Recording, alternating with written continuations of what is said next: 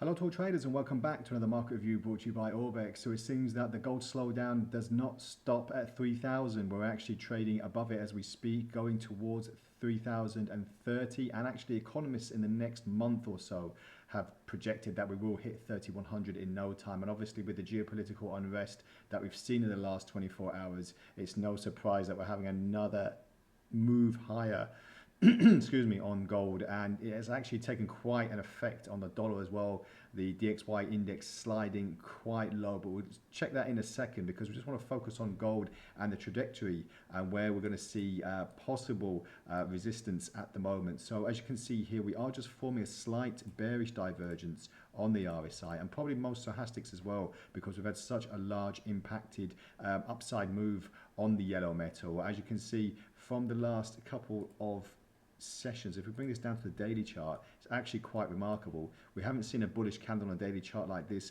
for quite some time, and we're now just trading at 29.35 then, moving roughly $40-50 to the upside, and now another $20 to $30 again. So once we broke 3,000, there was a hesitancy that there was going to be a slight resistance and possibly more of a slight bounce lower before moving higher, but that hasn't actually happened. We've had a continuation.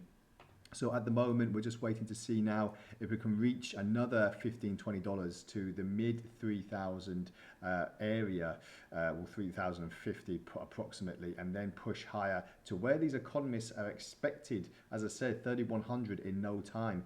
So, but on the flip side of that, we have to just be cautious that if there is a slowdown in price action, then we could see quite a slight big correction on the horizon. But at the moment, it's looking very, very bullish for gold in particular. Now let's just quick look on the dollar, because we've got a host of data this week. We've got not only the Bank of Japan's interest rate decision, but we've got the Fed's and also the Bank of England's as well. Not too much move on the pound, so it's all eyes on the Fed and the dollar at the moment. But if we just look at the trajectory, the downside trajectory of the DXY index, we are now looking towards the 100 area because it's not so far away, and there's been such a collapse on price action that the dollar is weak pretty much across the board.